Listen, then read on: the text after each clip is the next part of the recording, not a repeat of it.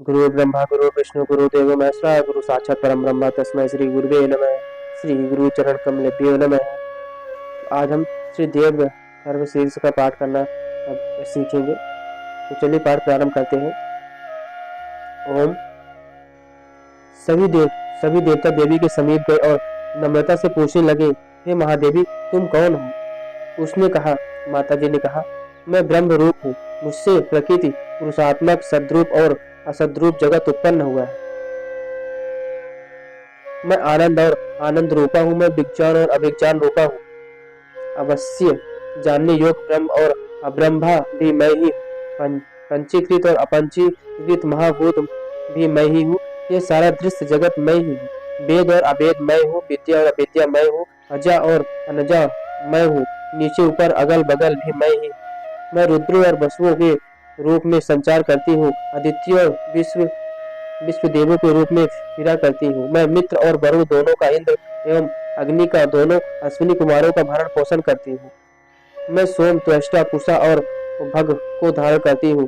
त्रिलोकियों को आक्रांत करने के लिए विस्तीर्ण पदक्षेप करने वाले विष्णु, ब्रह्मदेव और प्रजापति को मैं ही धारण करती हूँ। देवों को उत्तम हक पहुँचाने वाले और सोमरस निकालने वाले यजमान के लिए हवीर द्रव्यों से युक्त धन का धारण करती हूँ। मैं संपूर्ण जगत की ईश्वरी उपासक को धन देने वाले ब्रह्म रूप और यज्ञर्मों में यजन करने योग्य देवों में मुख हूँ। मैं स्वरूप पर आकाशादि निर्माण करती हूँ। मेरा स्थान आत्म स्वरूप को धारण करने वाली बुद्धि में है। जो इस प्रकार जानता है वह देवी संपत्ति लाभ प्राप्त करता है।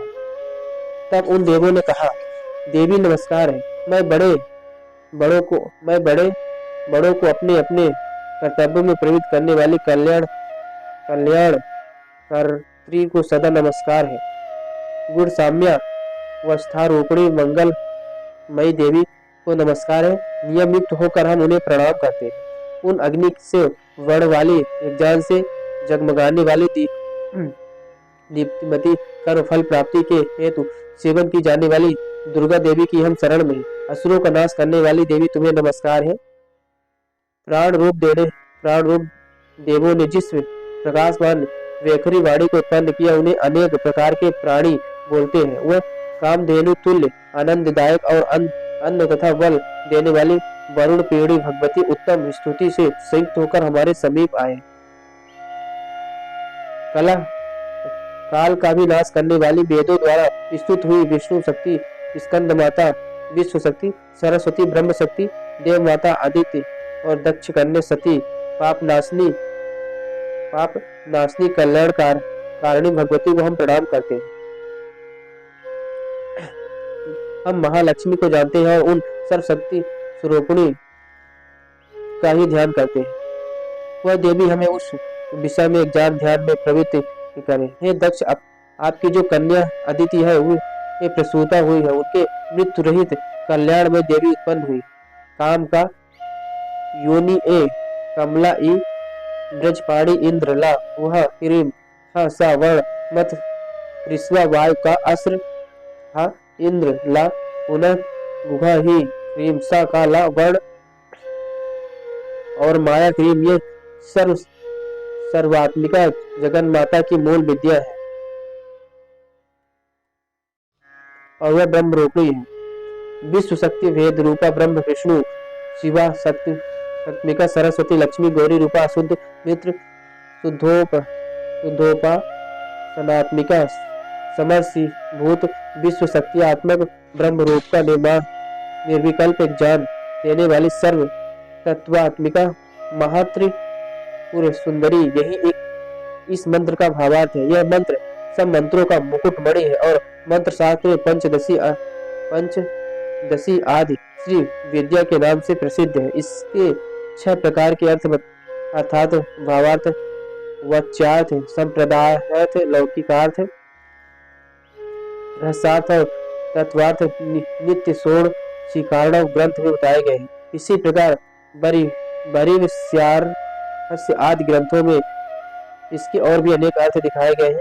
श्रुति में भी ये मंत्र इस प्रकार से अर्थात वाचित रूप उपचार वक्षित लक्षण और लक्षित लक्षण से और कहीं वर्ण के पृथक पृथक अवयव दर्शाकर जान बूझकर विशृंखल विशृंखल रूप से कहे गए हैं। इससे यह मालूम होगा कि ये मंत्र कितने गोपनीय और महत्वपूर्ण है। ये परमात्मा की शक्ति है, विश्व मोहिनी है। पास अंकुश धनुष और बाण धारण करने वाली ये श्री महाविद्या है। जो ऐसा जानता है वह शोक को पार कर जाता है।